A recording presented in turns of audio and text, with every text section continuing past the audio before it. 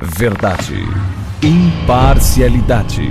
Começa agora o programa A Hora da Verdade. A apresentação Carlos Frederico Gomes. Olá, amigo assinante, estamos iniciando mais um programa A Hora da Verdade na sua TV Mais, canal 15 da Multiplay, na sua TV Litoral ou Litoral TV, como queira, no canal 5 da NET, tá certo? Todas as duas nas principais redes de comunicações de canal fechado do Ceará. Tanto na NET como na Multiplay, você vê o programa A Hora da Verdade. Olha, eu acho que o ser humano é forjado em cima de caráter. E o caráter do ser humano, geralmente, ele é feito pelos pais, pelos avós, pela família. E os meus avós, a minha família, sempre me relatou que a gente deve cumprir a lei. Para você ser um cidadão, o primeiro ponto é cumprir a lei. O primeiro ponto é você, se você puder, nunca ser processado, nunca ser preso, não roubar, não matar, não enganar ninguém. Enfim, esse é o conceito básico de início de um homem de bem. O resto tem solidariedade, fraternidade, família, amizade, respeito, dignidade. Tem um bocado de bondades que um ser humano pode fazer para ele ser chamado de homem de bem. Mas para você forjar um ser humano, para você ajudar na formação de uma criança que está procurando a sua formação, o primeiro ponto é você ser honesto, ser decente, não ser preso, não enganar ninguém. Ou melhor, cumprir a lei. Cumprir a lei. A lei que existe e foi predeterminada em todo lugar, em todo país, em toda cidade, existe uma lei a você seguir. E os homens de bem são os que seguem a lei. E a lei, por si própria, ela tem uma força. E quem é escolhido para ser o operador dessa lei, subtende que são pessoas de bem. Mas está muito difícil a gente criar os nossos filhos no nosso país hoje. Principalmente depois de domingo. Domingo eu me senti num país sem lei. Domingo passado eu me senti num pobre país miserável, destruído, sem lei, sem governo, desgovernado. Uma nau sem leme à deriva no mar. Aí. Foi exatamente o que eu me senti. Deu uma vontade grande de ir embora do meu país domingo. Não porque, longe dessa questão partidária, até eu já fiz uma postagem no meu blog do castrodico.blogspot.com, faz tempo, procurei para achar, ele retornou. Eu me lembro demais, o Brasil entre Lula preso, entre a prisão ou não do Lula. O Lula preso ou o Lula solto. E continua a mesma coisa. Antes, se ele ia ser preso, e hoje, se ele vai ser solto. Só mudou. Antes, era a discussão se ele poderia ser preso. Ele está preso. Agora, a discussão para ele ser solto. O que eu vi vergonhosamente no domingo passado foi uma justiça imoral, triste, deplorável. O sistema judiciário brasileiro, ele acabou com qualquer possibilidade de pensamento de igualdade, igualitário, de justiça, de dignidade, de respeito à lei. Vocês estão destruindo até os argumentos para a gente poder fazer com que os nossos filhos sejam homens de bem. Que justiça, que lei, cara. Quando vocês domingo mostraram claramente que não existia lei, a lei no Brasil é uma coisa morta. É uma coisa que está no papel, que ela é usada de acordo com o interesse do julgador para servir a quem interessa a ele, ou aos deles, ou aos dele. A lei, e o sistema jurídico brasileiro, jurisdicional brasileiro, o arcabouço jurídico brasileiro, ele há anos, há décadas, ou melhor, há séculos, ele serve a quem tem, a quem pode, a quem tem poder, a quem tem poder, a quem teve poder, a quem tem dinheiro, a quem tem interesse. Os bons advogados do Brasil Não são aqueles que têm notável saber jurídico, não. São aqueles que têm grandes influências. São os bem relacionados. Um bom advogado não precisa saber coisa nenhuma de nada. Precisa ter um conhecimento jurídico que eu tenho, que é zero. Basta ele ser uma pessoa bem relacionada. Basta ele ser uma pessoa bem relacionada. É impossível você acreditar que um juiz faz parte de um tribunal, um desembargador que faz parte do tribunal, pegue um assunto louco, translocado, maluco, que pedindo para que ele soltasse o ex-presidente Lula, porque esse tinha o direito de gravar para a televisão, de ir a debate. Por esse motivo, ele tomou a decisão de soltar o Lula. Uma decisão totalmente política, translocada, de interesse político partidário, sem nenhum atenuante, nenhum respeito à decisão anterior, que já tinha sido tomada pelo tribunal, que era a prisão em segunda instância pelo tribunal inteiro, pleno do tribunal, e um assunto que está sendo discutido em 2 tribunais superiores do país. Um assunto que está sendo discutido em 2 tribunais superiores do país, no STJ e no Supremo Tribunal Federal. E o cara sozinho, monocraticamente, com a alegação pífia, imbecil até, de direito de um pré-candidato se discutir no rádio da televisão, ele alegou para soltar o presidente Lula. Aí o pior é o que vem depois. A decisão dele foi feita, foi tomada, virou um ato jurídico perfeito. E o juiz de primeira instância subordinado a ele, que era o juiz Moro, negou. Aí, meu irmão, virou brega. Não, mas o juiz Moro fez certo em negar porque ele estava fazendo tudo errado. O juiz Moro não pode questionar uma decisão do superior dele. Ele é juiz de primeira instância. O desembargador é segunda instância federal. Que esse tribunal, o juiz Moro é subordinado a esse tribunal. O juiz Moro tem que acatar as ordens desse tribunal, como todos nós acatamos as ordens dele em relação a gente. Negou. Aí, o relator do processo, que não tem nada a ver com a história, entrou e disse que ele é o relator do processo e não era para atender aquela petição. O juiz Moro foi atrás e conseguiu esse papel para se resguardar da decisão dele errada não ter soltado Lula. O mesmo desembargador que tomou essa decisão, eles dizem o nome dele, não me interessa, eu nem saber. São pessoas que eu desprezo. O outro tomou outra decisão, cobrando a decisão do presidente Lula, ou do juiz Moro, dizendo que não é ele que mandava, não. Quem mandava era ele, que era o desembargador de plantão, não era o relator do processo. O relator do processo entrou com outra decisão, dizendo que quem não mandava era ele, não era ele. E foi uma petição para o presidente do TRF4. E aí, para finalizar, um chave de ouro, o presidente do TRF4 determinou que o Lula tinha que continuar preso. Se o Lula foi preso ou foi solto, estou pouco me lixando. Porque eu vou dizer para vocês, até um preso no Brasil tem privilégio. Eu não sei nem quantos recursos o Lula já fez. Eu não sei nem por quantos tribunais ele já passou. Eu não sei nem quantas coisas foram julgadas que dele, na frente de milhares que estão numa fila aí que o pessoal nem se lembra. Mais uma prova de que a nossa justiça, ela não tem nada de cega. Dizem a justiça cega para ela olhar os iguais, olhar para não diferenciar o rico do pobre, o negro do branco. Mas a nossa justiça não é de cega, ela enxerga muito bem quem é poderoso, quem tem poder, quem não tem. Porque a nossa justiça simplesmente é injusta. Ela não existe. Ela é direcionada.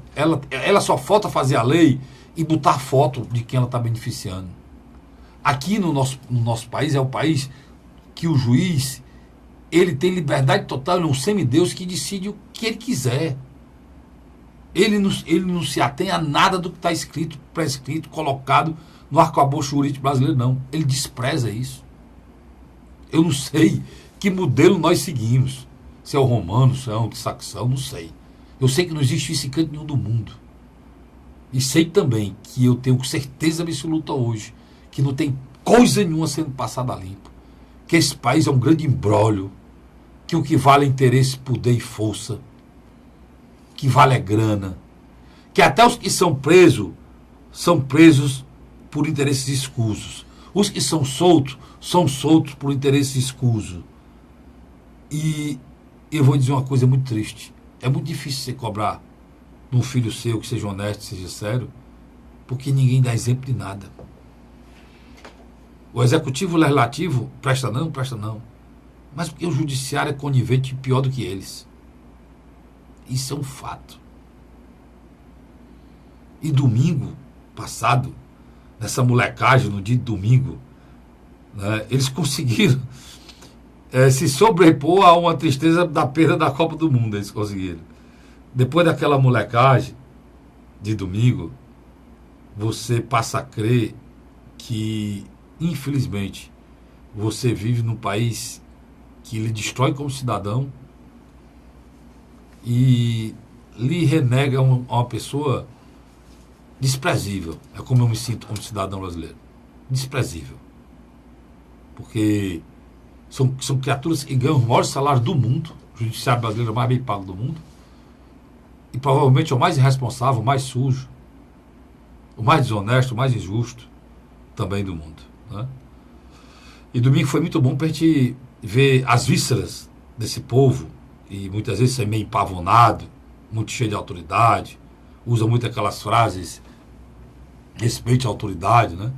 Esses empavonados autoritários, mais autoritários do que autoridades, estão destruindo o nosso país. E agora eu tenho certeza que nada está sendo passado a limpo, a não ser interesse. Né? O próprio juiz Moro demonstrou que o problema dele é pessoal. Ele não pode estar mais nem no caso. Não é para estar mais nem no caso. O problema dele é pessoal.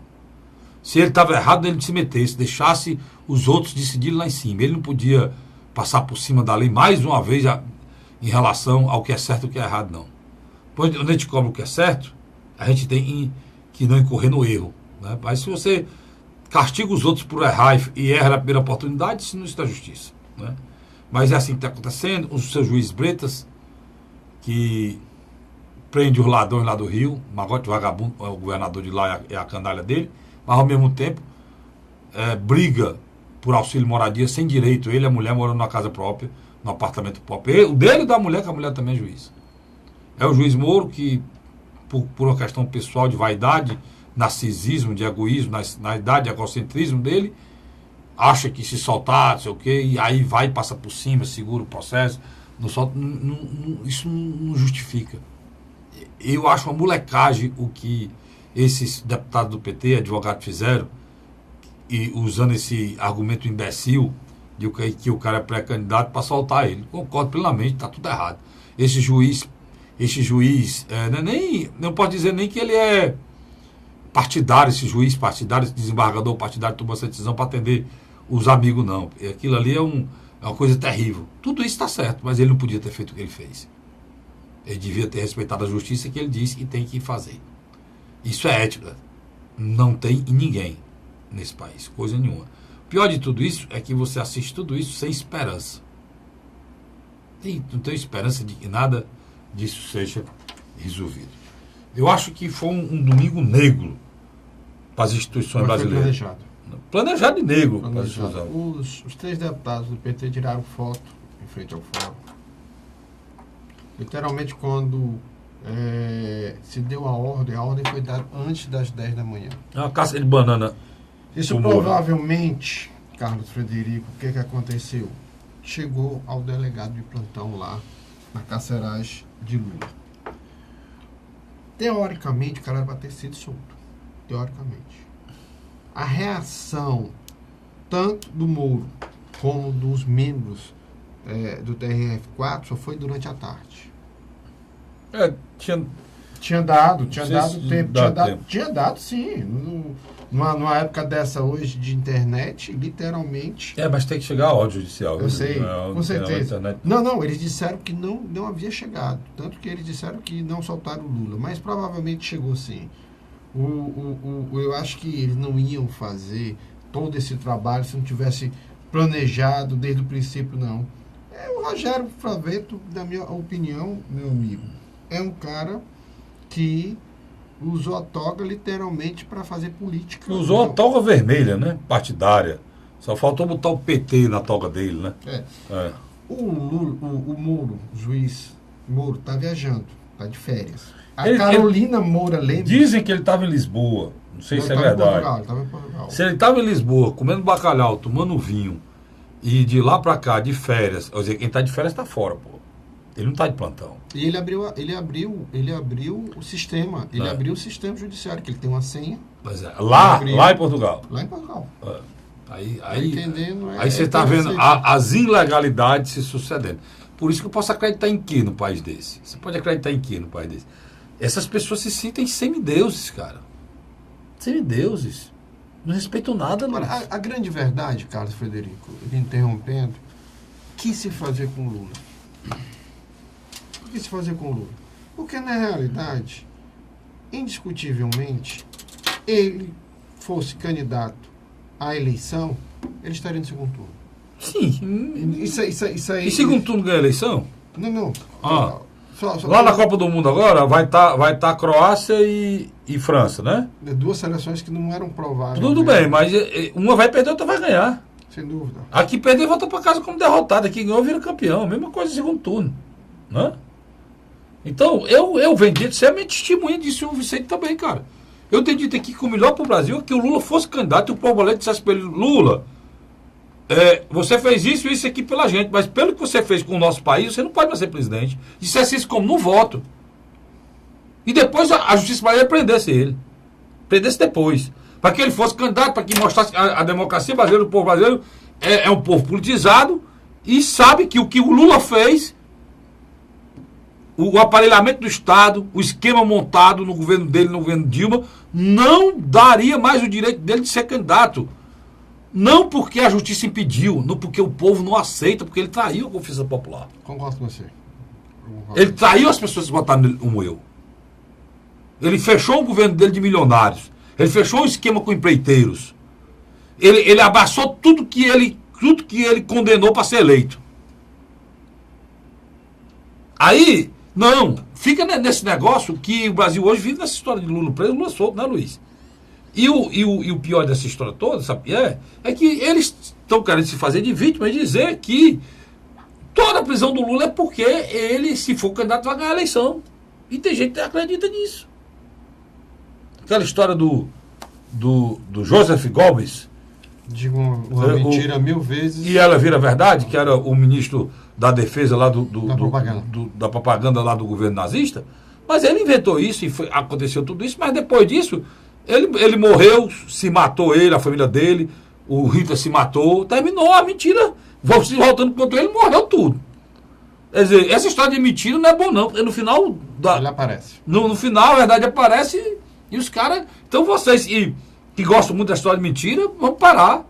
Por exemplo, eu acho a temeridade do partido, um PT, que é um partido fundamental da democracia brasileira e fez pela democracia brasileira, importantíssimo, enveredar num caminho de promover uma candidatura de um cara que fez na cadeia. E está aqui, ó, como não dá certo. Ó. Aqui como dá certo, viu, Luiz? Saiu agora, bem quentinho aqui, eu acabei de ver. A decisão da juíza, que eles pediram a outra juíza, ele não para de processo, tanto processo, e está entrando aí, que eu vou dizer, por isso que é bom o cara ter dinheiro, porque o cara pode estar preso, tendo dinheiro, tendo poder, aí, meu amigo, a justiça brasileira tem muito espaço, entendeu?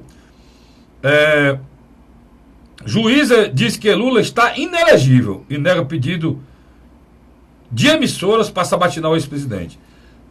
Pedido emitido pela UOL, Folha de São Paulo e SBT, viu, Luiz? Para entrevistar o ex-presidente Luiz Inácio Lula da Silva. A juíza que substituiu o Sérgio Moro. Foi legado pela juíza federal Carolina Moura Lemos.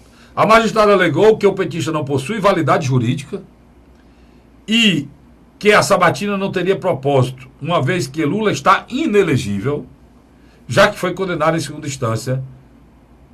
A informação do site UOL. Para embasar seu argumento, ela menciona a lei da ficha limpa. A partir da legislação, a juíza defende que não se pode extrair utilidade da realização de sabatinas com alguém preso. Além de não se mostrar razoável a autorização pretendida pelos veículos midiáticos, o Ministério Público Federal apoiou a decisão de Carolina, manifestando posição contrária ao pedido. A defesa de Lula foi contra a decisão. A alegação da defesa do líder político diz que ele, se proibido, estaria tendo seus direitos de igualdade e isonomia comprometidos comparado aos demais pré-candidatos. Sob a afirmativa, a juíza rebate. Diz que os critérios de igualdade e isonomia para Lula não devem ser os mesmos de pessoas em liberdades. Em parceria, os 3 veículos já sabatinaram o pré-candidato Álvaro Dias, Marina Silva, Ciro Gomes, Geraldo Alckmin. Líder nas pesquisas da intenção de voto, sem Lula, o deputado federal Jair Bolsonaro recusou o convite feito a ele. No período de Cáceres, Lula já se relacionou com a mídia. Ele comentou por meio de cartas jogos da Copa da Rússia no programa de internet jornalista e amigo José Trajano. O que eu estou querendo dizer, Luiz, aqui, que é triste, é que as pessoas não se convencem que a pessoa está preso e que cadeia apesar do Brasil de tudo ser possível, mas é possível de forma ilegal, né, Luiz? Porque é possível um vídeo na cadeia, por quê? Porque no Brasil, ilegalmente, entram celulares no presídio, mas não é legal. Sem dúvida. Existe videoconferência, não existe? Mas da justiça, autorizada por lei. Fora isso, não tem. Então isso é uma loucura, Luiz. Onde é que a gente vai parar, bicho? Está chegando a uma situação insustentável. Você tem, por exemplo, o próprio Partido dos Trabalhadores está num dilema muito cruel. Qual? Até dia 5 de agosto, seus candidatos aos governos estaduais têm que fechar coligações. E essa brincadeira do Lula está fazendo com que esses partidos fiquem isolados. Ele fica isolado. Ele, PT, fica isolado. Né? Também a nível nacional. Ele, PT, porque se ele não decidir nada e não tiver, os pretensos aliados, ou seja, quem fazia parte do arco de aliança, PCdoB, PSB, mais, Luiz, aí? O PR, o PSD. Eles vão se definir, meu irmão. Mas erro de quem? Erro do PT, que não se toca, que ele precisa entender a situação. Ninguém inventou a denúncia do Lula. Nada foi inventado. A justiça apenas julgou o que chegou lá, cara. Não foi só um julgamento. Fica como se tivesse eles querem colocar a história da mentira, né, do que a gente estava falando aqui, do Joseph Goebbels, que é o ministro da guerra, lá da defesa do Hitler. Eles ficam colocando essas mentiras repetidamente numa internet doente, nossa, doente, vergonhosa. De outro dia eu vi um vídeo do Lula editado de forma mentirosa. O Lula dizendo uma coisa, o vídeo distorcia tudo que ele queria dizer e colocava lá como... Rapaz, são edições mal feitas, grosseiras, sem nenhuma qualidade, que as pessoas pegam e postam como se fosse verdade. A fake news. Tanto contra o Lula como a favor do Lula. É imundice, cara, total. A justiça brasileira, as eleições do Brasil estão mergulhadas no caos. No caos, Luiz. Pronto, cara. É isso aí. Ninguém discute. Cara, o que é que nós vamos fazer para melhorar o atendimento do cidadão brasileiro no hospital? O que é que nós vamos fazer para não ser assaltado e morto em cada esquina? O que é que nós vamos fazer para nossas crianças não continuarem sendo mortas? Menina de 13 anos sendo morta pelo simples fato de ter um nome igual a de uma vizinha que era parente de um cara que era traficante, aí mata uma criança para vingar o cara, porque o cara não pagou a dívida da droga. A vida das nossas crianças sendo usadas, elas passando pelo pavor da morte. Você imagina o que passou uma criança daquela de 13 anos, Luiz, sendo morta sem saber por quê? Para pagar a porcaria de uma droga de um traficante vagabundo que acha que o bem-estar dele dá o direito de tirar a vida de uma criança de 13 anos, cara. Cadê esses caras discutindo isso, Luiz? Assuntos muito mais pertinentes ao momento, né? A vida da gente, cara. Muito mais esses caras estão se colocando para governar esse país, macho. Cadê esses caras discutindo isso, rapaz? E o pior, Carlos Frederico, é que nós não vemos nenhuma liderança esboçando, assim, um projeto plausível de administração.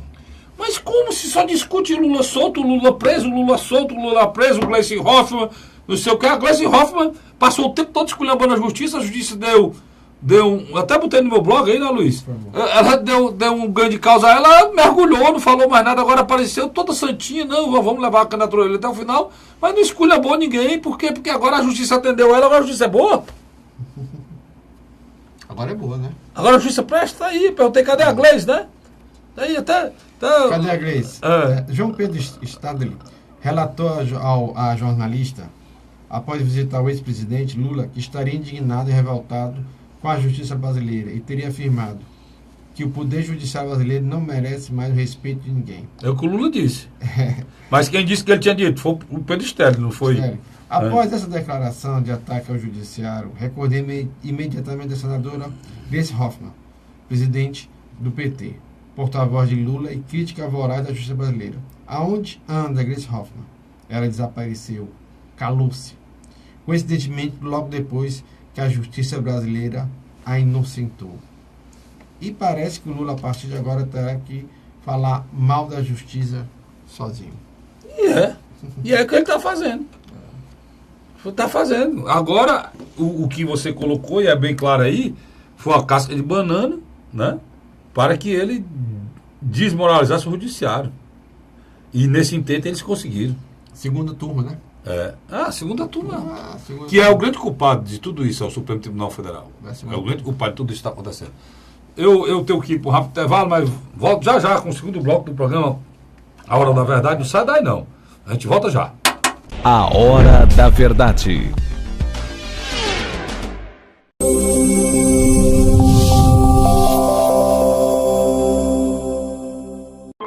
A Assembleia Legislativa começou a campanha Ceará Sem Drogas.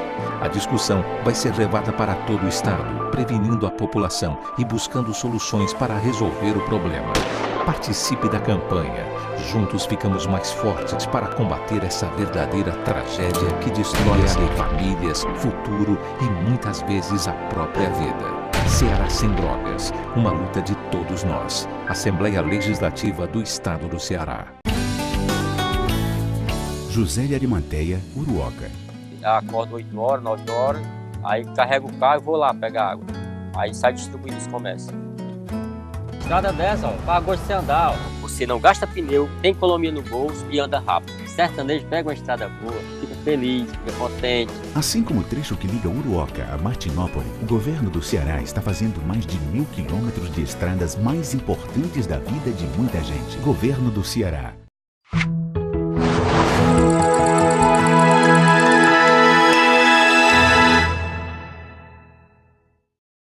A Hora da Verdade.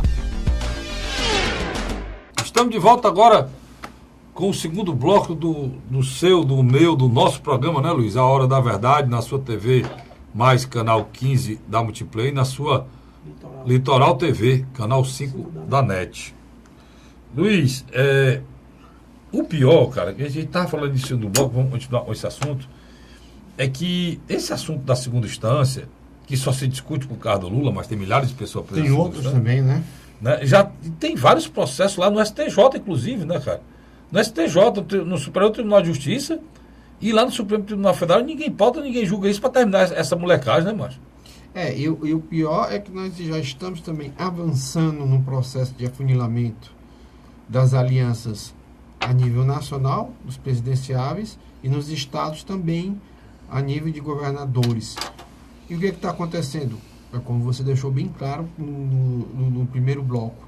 A única discussão hoje, pautada principalmente pelas grandes mídias, é Lula solto, Lula preso, Lula dá entrevista, Lula não pode dar entrevista, tá entendendo?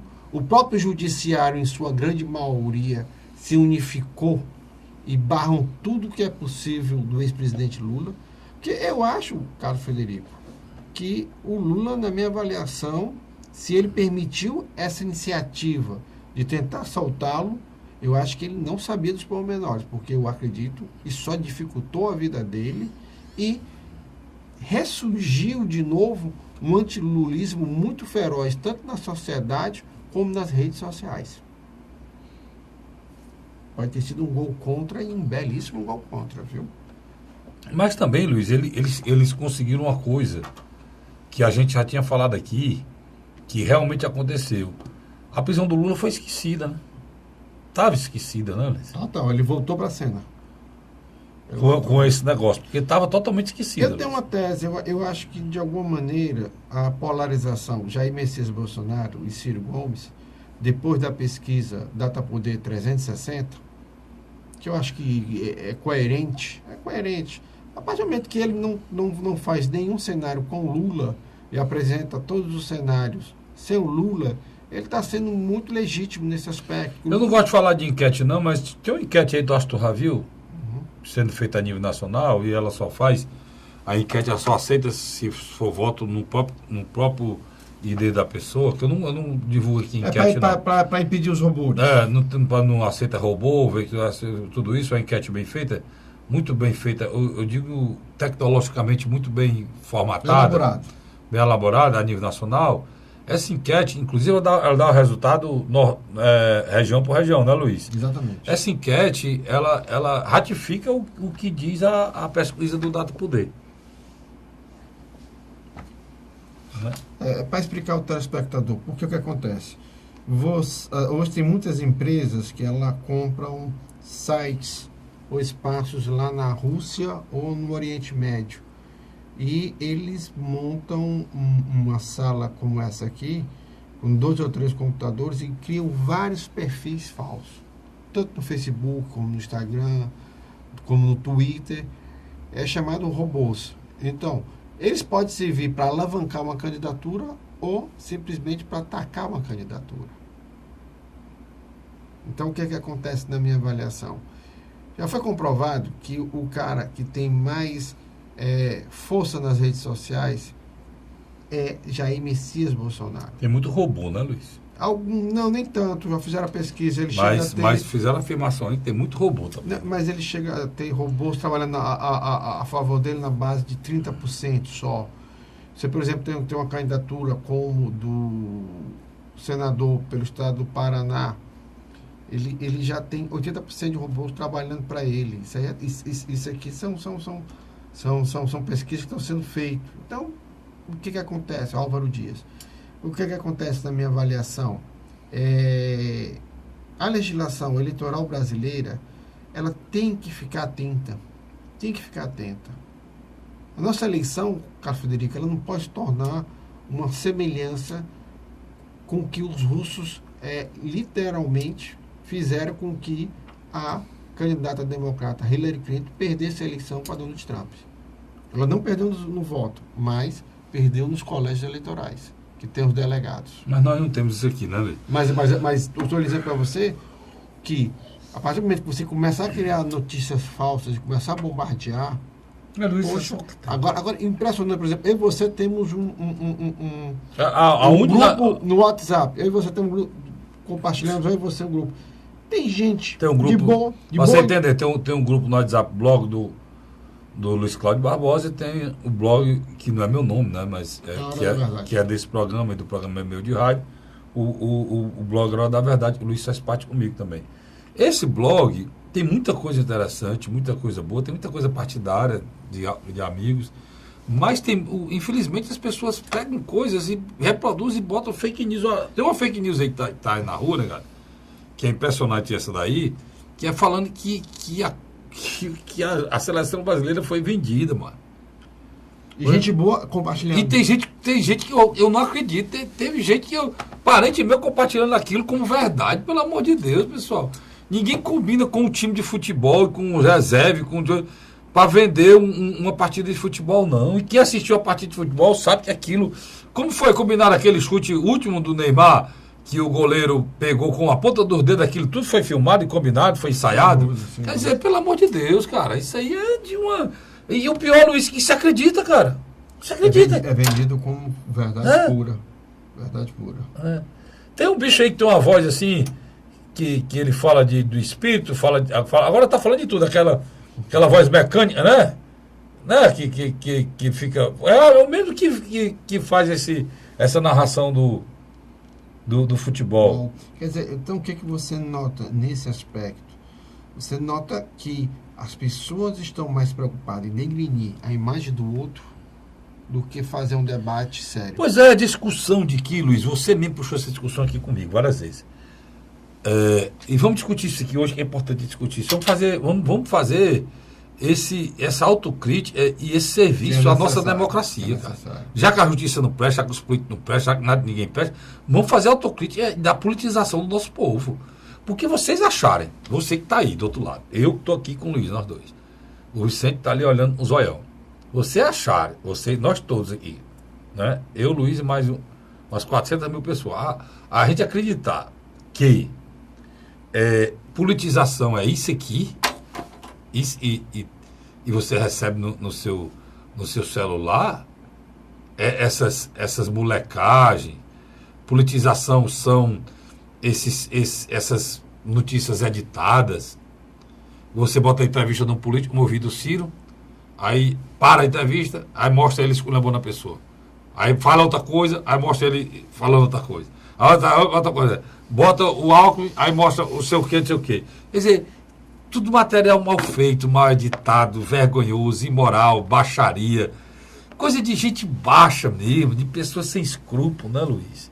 Que coisa nojenta, dá nojo. Rapaz, se politizar, se eleição, se rede social, isso aqui, que está nas redes sociais, é dizer que é um povo politizado, Deus me livre, meu irmão. Deus me livre. Olha, eu prefiro 100 vezes, ou melhor, eu prefiro 1000 vezes os analfabetos do interior do nosso estado do Ceará, que eram chamados chamavam de curral eleitoral, e os homens e mulheres e não sabiam fazer o álcool a quenga, porque esse país não deu a eles a oportunidade de melhorar de vida. Mas eram homens dignos, trabalhadores, com caráter, com dignidade, tanto homens como mulheres, religiosos, que votavam porque conheciam o candidato, o caráter e a dignidade dele, e confiavam que ele poderia ser um amigo na hora do aperreio. Eu prefiro 10 mil vezes, e vocês chamavam de votos comprados e chamavam esses políticos de coronéis. Eu prefiro 10 vezes esses políticos e esses eleitores do que esses que estão aqui. Esses que estão aqui não são eleitores, são canalhas. Canalhas que usam a internet para ganhar dinheiro, que esculhambam a dignidade de todo mundo com interesse de ganhar o dinheiro do candidato que ele está a serviço. E o cara que passam por cima de famílias, e passam por cima da dignidade do ser humano, que usam qualquer coisa sem ética nenhuma, para ferir e para denigrar a imagem dos outros. Isso para mim isso não é política não, mas isso é vagabundagem. E pior, eles é que não deixam. Eles aqui é que não deixam. O cara dá uma entrevista, Luiz, numa rádio. O cara pergunta, olha, o Bolsonaro, a oportunidade do Bolsonaro vir no canto aqui. O cara pergunta, o senhor, no tempo que o senhor era do exército, tem um processo do senhor contra uma bomba, não sei o que. Meu irmão, eu quero saber o que foi que o Bolsonaro fez 20 anos atrás, quando era do exército, numa discussão dele com um coronel. Que não sabe que interessa isso do Bolsonaro. Quer saber se o Bolsonaro, quando ele for eleito, ele vai respeitar a Constituição brasileira, cara. Quem foi que chegou pro Bolsonaro? Bolsonaro, como é que tu disse que tu não vai mais permitir? Tu vai tratar bandido com bandido, que é o grande anseio do povo brasileiro? Se isso não acontece hoje, porque o arcabouço jurídico brasileiro não permite? Que é o Ministério Público, que é as corregedorias. Você vai fazer uma nova Constituinte? Pronto, o senhor vai fazer uma nova Constituição, o senhor vai mudar as leis, o senhor vai acabar com o Ministério Público, porque tem um bocado de coisa que ele está dizendo que é impossível ser feito com as leis que nós temos hoje. Alguém pergunta isso, Luiz? Não. Ninguém pergunta isso. Eu vou perguntar para o Ciro Gomes, o senhor agora gosta de mulher? Porque antigamente o senhor disse que a sua mulher só se via para dormir com o senhor. Né? É as perguntas que fazem. É verdade. O senhor um dia desse saiu brigando com o cara, disse que o cara não sei o quê. Só é isso, cara, só é provocação. Não tem uma pergunta pra tirar do cara. Pra onde é que ele vai levar a gente, Luiz? Uma miséria intelectual muito forte. Aí depois que ele chegar lá, vão dizer que o cara enganou. Quem enganou ninguém não, meu irmão.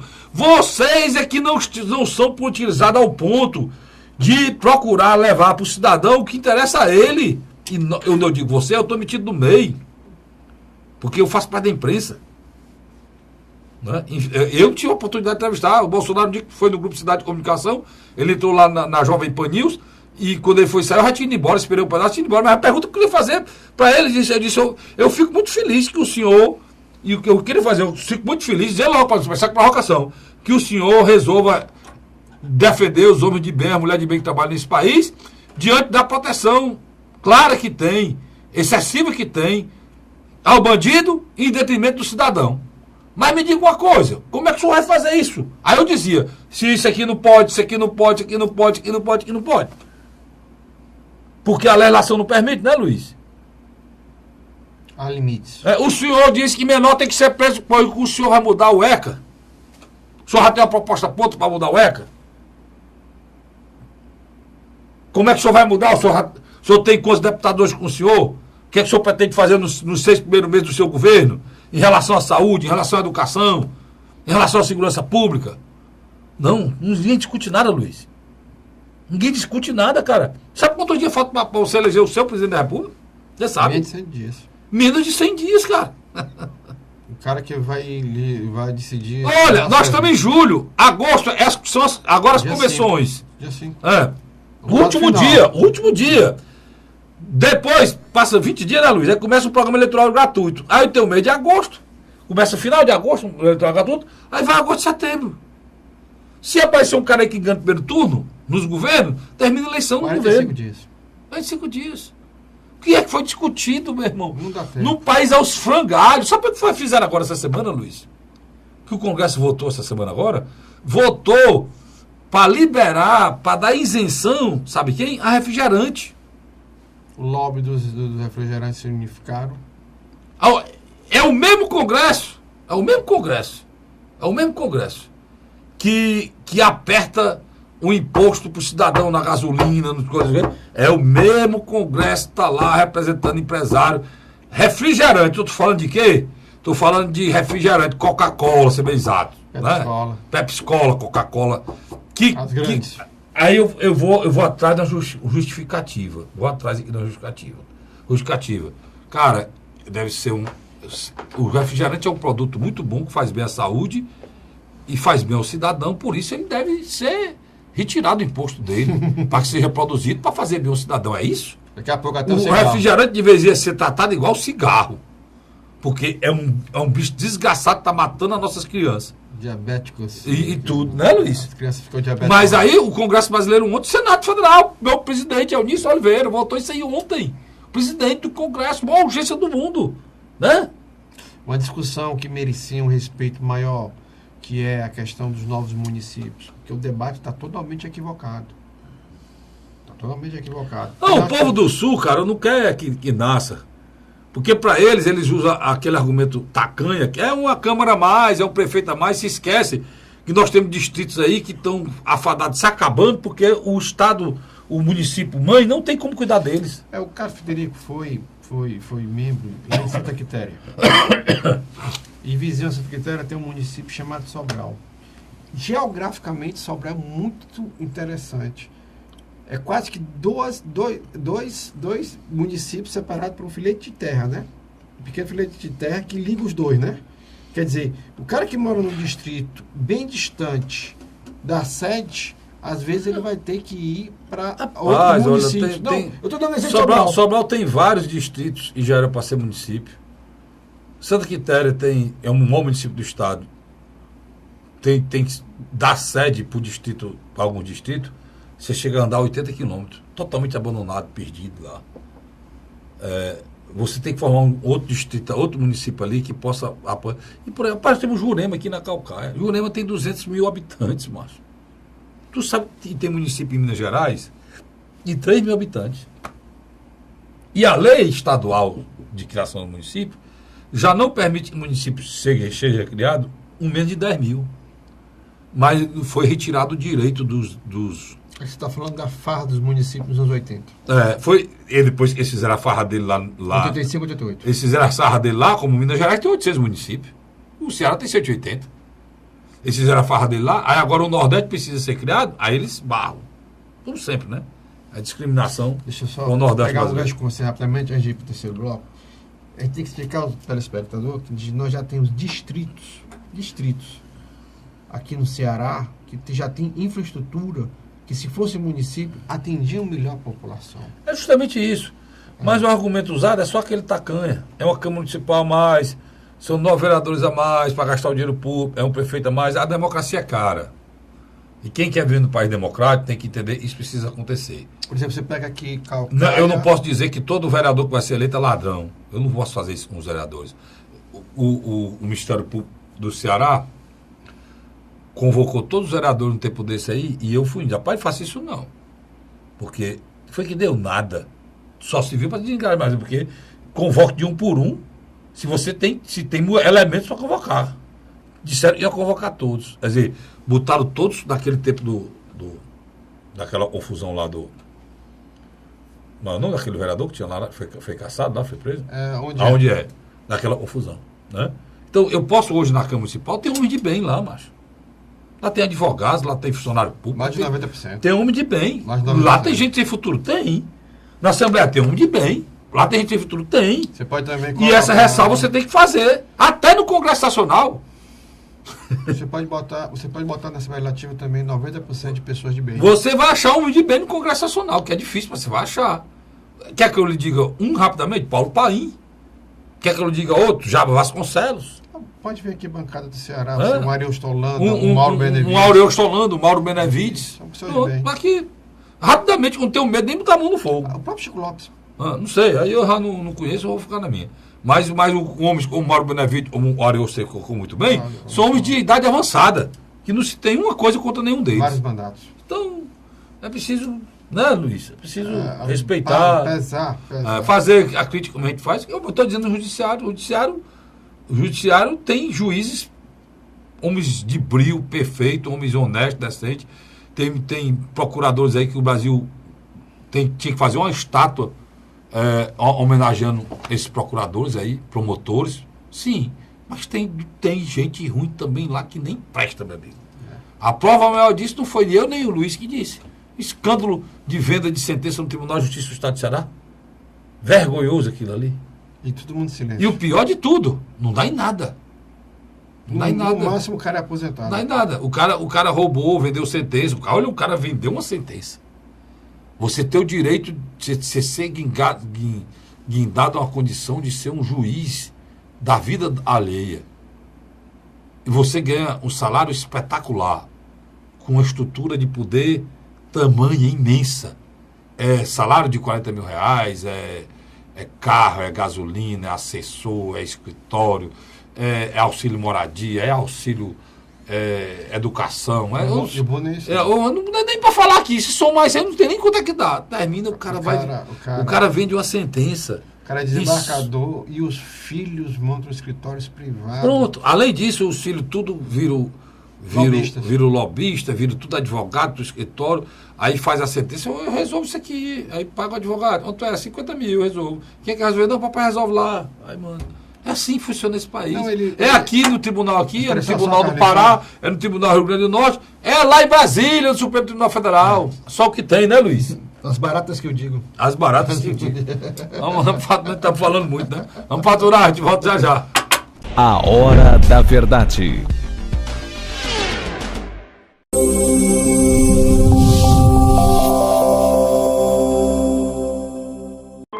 A Assembleia Legislativa começou a campanha Ceará Sem Drogas. A discussão vai ser levada para todo o estado, prevenindo a população e buscando soluções para resolver o problema. Participe da campanha. Juntos ficamos mais fortes para combater essa verdadeira tragédia que destrói famílias, futuro e muitas vezes a própria vida. Ceará Sem Drogas, uma luta de todos nós. Assembleia Legislativa do Estado do Ceará. José de Arimanteia, Uruoca. Acordo 8 horas, 9 horas, aí carrego o carro e vou lá pegar água. Aí sai distribuindo os comércios. Estrada dessa, para gosto de você andar. Você não gasta pneu, tem economia no bolso e anda rápido. Sertanejo pega uma estrada boa, fica feliz, fica contente. Assim como o trecho que liga Uruoca a Martinópole, o governo do Ceará está fazendo mais de 1.000 quilômetros de estradas mais importantes da vida de muita gente. Governo do Ceará.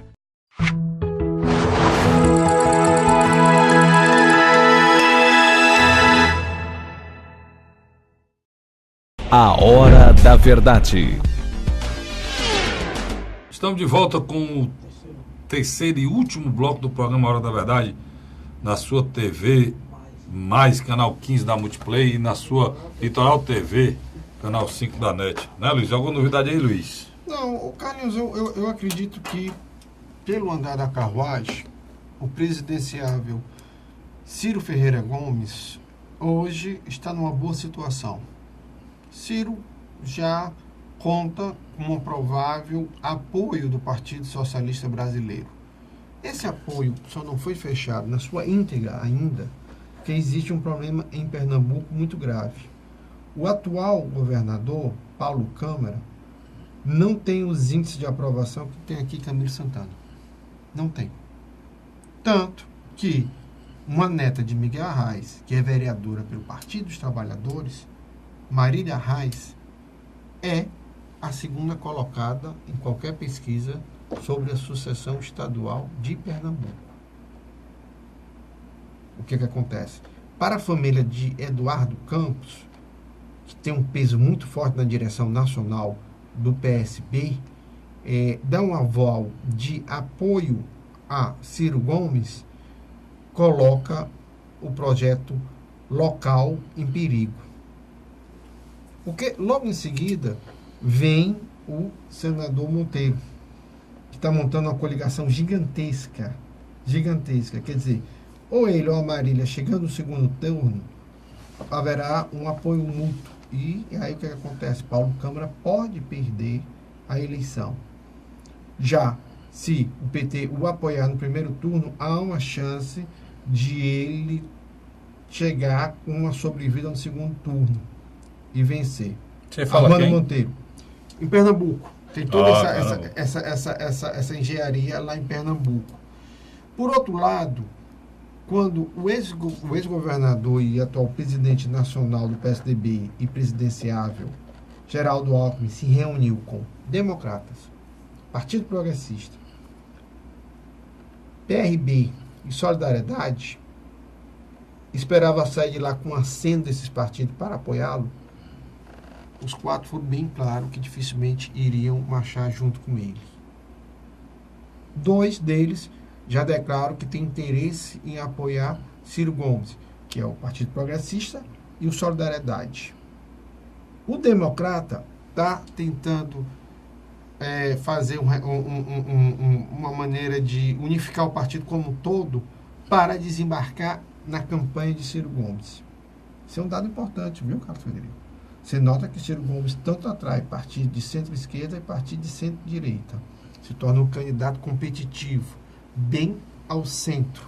Coisa que o Fernando Henrique Cardoso sonhava em ser ou Geraldo Alckmin ou Marina Silva, mas pelo jeito cada vez mais fica distante isso. E para finalizar, eu acredito que Jair Messias Bolsonaro tem tudo para fechar um bom acordo com o Partido da República, mais 2 ou 3 partidos. Por quê? Ele estabilizou, Carlos Frederico. Quem seria esses 2 ou 3 partidos? Partidos, por exemplo, como o PROS, que tem um perfil conservador parecido com o dele, um PRTB da vida. O PROS a nível nacional. É. A nível de Ceará está alinhado, né? O capitão Wagner aqui é alinhado com o PSL. Com o PSL. Mas aí que está, o problema é que, de um lado, o capitão Wagner faz ascenso que vai apoiar o Bolsonaro e manter uma boa relação com o PSL, do outro lado, ele apoia o candidato ao governo do estado do PSDB, indicado pelo senador Tasso Gereissati, que é o general Guilherme Teófilo Calles, que apoia quem? Geraldo Alckmin. Que literalmente no Nordeste. Por falar nisso, isso aí não vai dar certo. Vai acabar afastando aí, mais ainda, enfraquecendo mais ainda a oposição, né? Por falar nisso, rapaz, cadê as pesquisas para o governo do estado? Literalmente, eu acho que não há interesse de fazê-los nesse momento. Nenhum dos dois lados, né? Parece, né? Não, nem os veículos de comunicação estão interessados nisso. Pois é, parece que não. Sabe? Você não, por exemplo, você é um grupo... O governador Camilo Santana está fazendo a maior coligação da história política do Ceará. Eu acho que se não for uma das maiores do Brasil. Literalmente, se não for a maior do Brasil. O governador Camilo Santana, eu acho que ele só perde para ele mesmo, nessa altura do campeonato. A campanha é tão curta, Carlos Frederico. Não dá tempo, dá tempo o nome desconhecido nem se tornar conhecido. Um fato muito bom. É por isso que eu digo que nas eleições presidenciais, essa história dessas outras candidaturas aí que estão surgindo aí novas, não vai para canto nenhum, porque não tem tempo. Não dá tempo, não. Não dá tempo, não. Não, alguns partidos já estão retirando as candidaturas. Eu acho que daqui para o dia 5, Luiz, vai ter muita candidatura que vai desaparecer. Não, talvez, até no próximo programa que a gente fizer na próxima semana, talvez o quadro já esteja bem mais enxuto. Bem mais enxuto mesmo. Talvez não avançou mais, porque era aquele negócio que você falou da questão do PT. Da assistência do PT na candidatura do Lula, sem o Lula poder ser candidato, né? Sem dúvida. E tal. Essa decisão agora da presidente do Supremo Tribunal de Justiça, e da juíza lá que substituiu o Moro, lá naquele negócio lá, de negar, dizer que não é possível, que ele é inelegível, isso demonstra bem, porque é a justiça federal, cara, esse entendimento deve... Não sei não, a justiça brasileira ninguém sabe se tem entendimento de nada, né? Mas é uma coisa muito, muito ruim, né, Luiz? Como você colocou, né? O cenário do Ceará, hoje a grande incógnita é saber para onde vai o ex-governador Cid Ferreira Gomes. Ciro... O Cid é candidato a senador, não? Não, mas presta atenção. Ciro hoje está construindo boa parte dessas alianças. Por quê? Porque por trás dele tem a figura de Cid Gomes, que tem demonstrado uma habilidade enorme em conversar com as direções partidárias. Mesmo aqueles partidos que, teoricamente, até um tempo atrás, tinham divergências no campo pessoal com Ciro Gomes. Eu gosto de dizer que o Cid Gomes é o grande coringa que Ciro Gomes tem na manga. Ele tem feito, na minha avaliação, toda uma construção simbólica hoje na campanha do irmão. O Cid é engenheiro, né? Tu sabe, né?